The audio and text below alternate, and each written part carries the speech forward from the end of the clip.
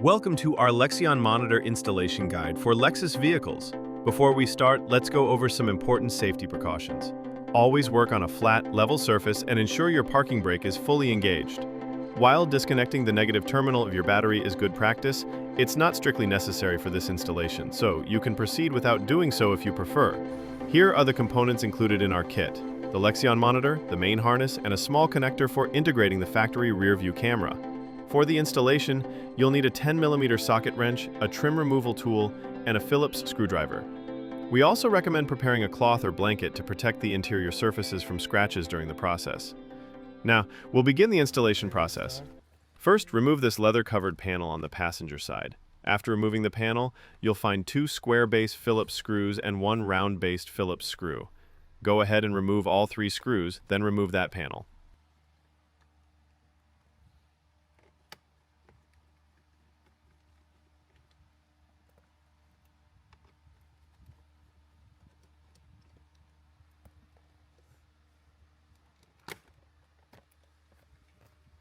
For the driver's side, you'll do the same as the passenger side. Remove the leather panel and unscrew it.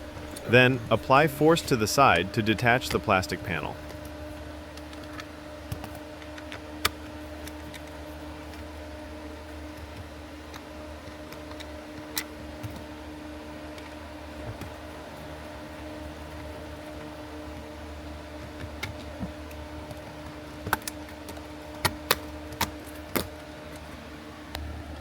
On the driver's side, unlike the passenger side, there's 1 Phillips head screw directly under the gear shift. Make sure to unscrew this, and if possible, use a magnetic screwdriver to prevent the screw from falling. Next, firmly pull to detach the control panel.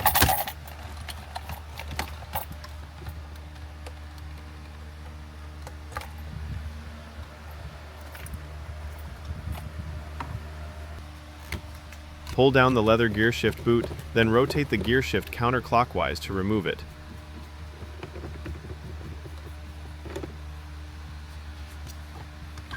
When removing the gear panel, if the gear is in park, P, it won't come out easily.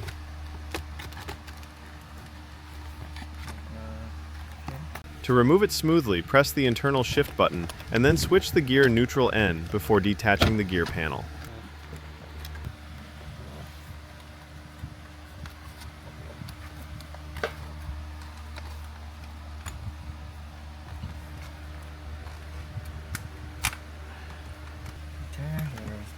Next, remove the 4 10mm bolts that secure the radio.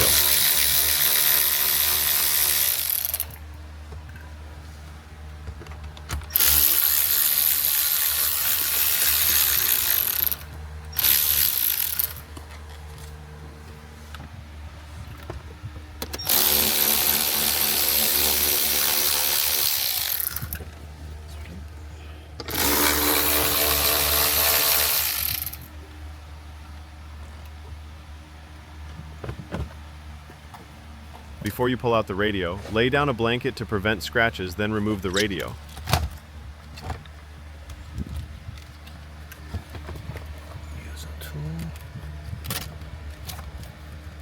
Finally, unplug the 2 factory connectors from the back of the radio.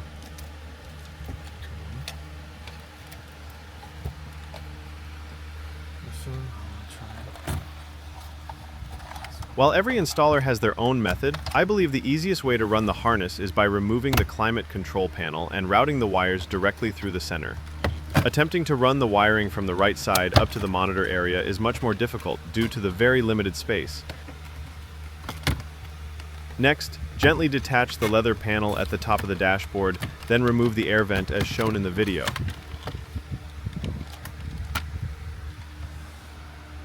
Now it's time to remove the factory monitor. Use a panel remover tool to gently pry up the right side of the panel, then pull it out. Remove the 2 10mm bolts.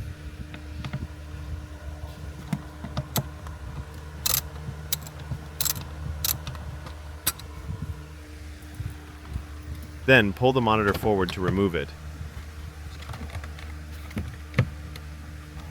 And disconnect the connector at the back. You'll need to carefully remove the 4 clips from the back of the original monitor you just took out.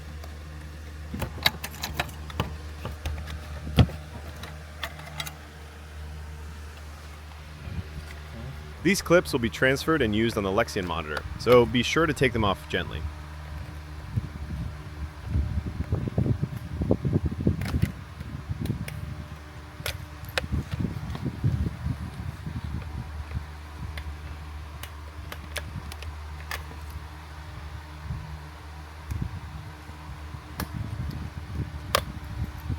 Now let's start the wiring process. Okay, there are 2 connectors, and this one goes to outside, and this one doesn't need. Okay. Connect the 2 original Very connectors tight, you unplugged from the back of the factory radio.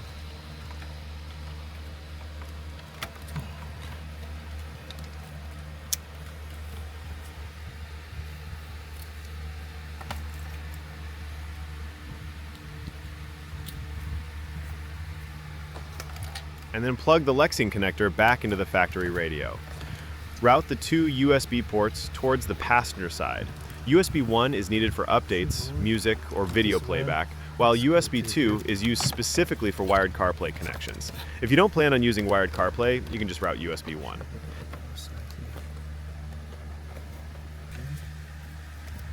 Before you route the main wiring, tape up any sharp edges or, if possible, wear protective gloves. Otherwise, you could get injured. Carefully route the main wiring connector upwards.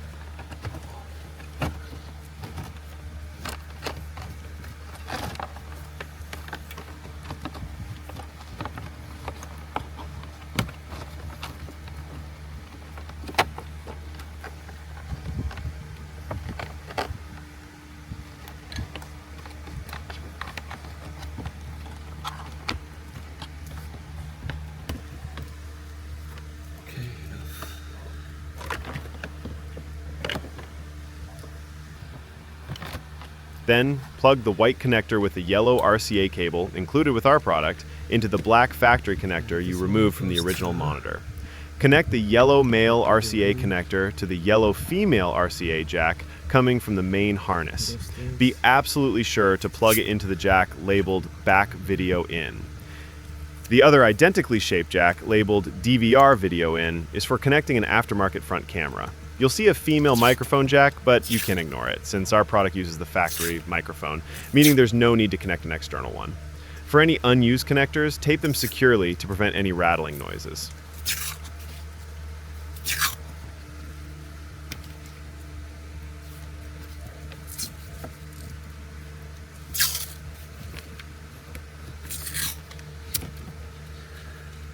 Now, transfer the 4 clips you removed from the original monitor onto the Lexion monitor.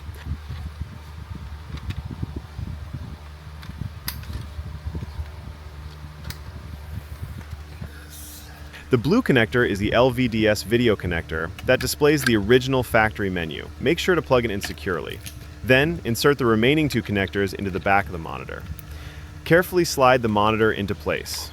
Once the wiring is complete, always test everything to ensure it's working properly before reattaching the panels.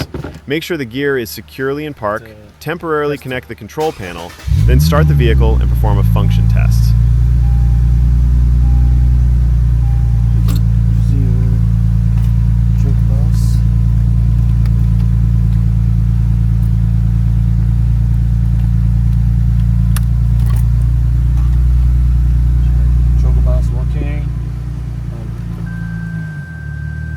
Camera's working, and go to OEM. Once testing is complete, reinstall all the panels. Okay, here. First, insert the small plastic panel included with your product diagonally, then push it into place.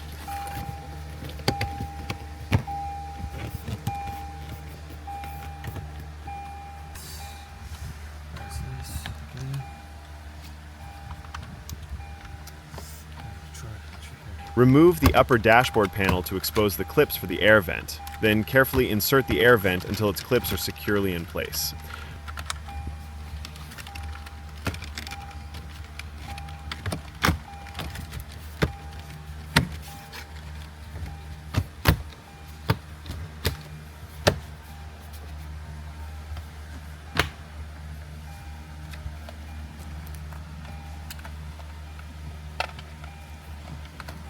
Once the air vent is set, reinstall the upper dashboard panel. don't forget to securely plug in the black connector for the climate control panel.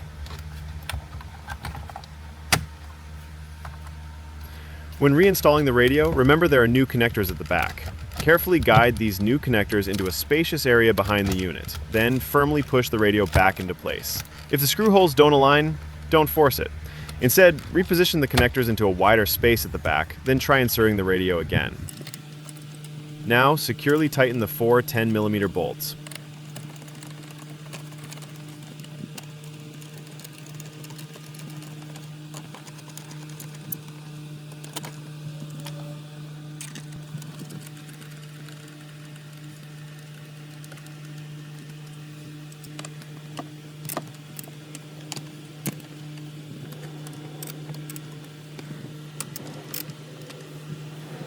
With the gear in neutral, plug in the gear panel's connector and make sure it's firmly seated.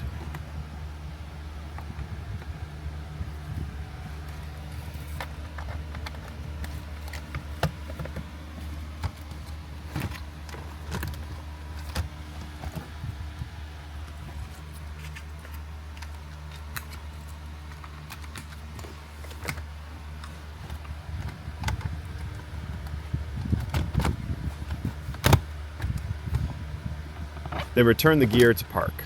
Securely plug in the connector for the control panel, then insert the panel back into place.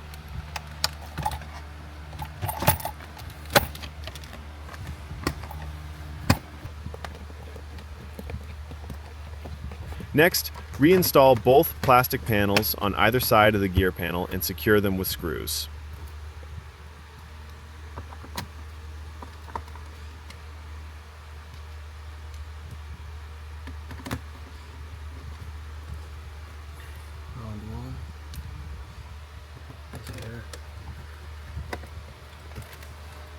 For the USB cables, you can either tuck them away inside or route them outside. Since they won't be used frequently, I've hidden mine behind the leather panel. You can easily remove the leather panel to access the USBs whenever needed. There's some room. Yeah, some room. If you need an update, just pull it out. Yeah. Just hide it.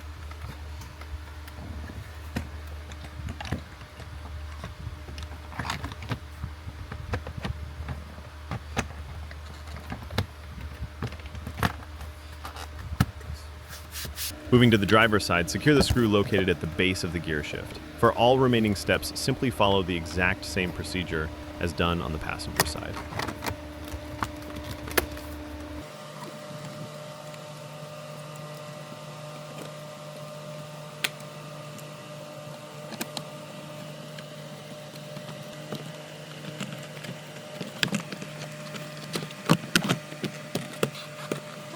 Finally, twist the gear shift head clockwise to securely fasten it.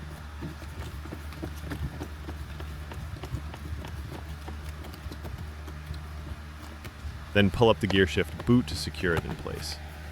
The installation is now complete. Thank you for watching. If you have any questions, please leave a comment and I'll be happy to answer. Thank you.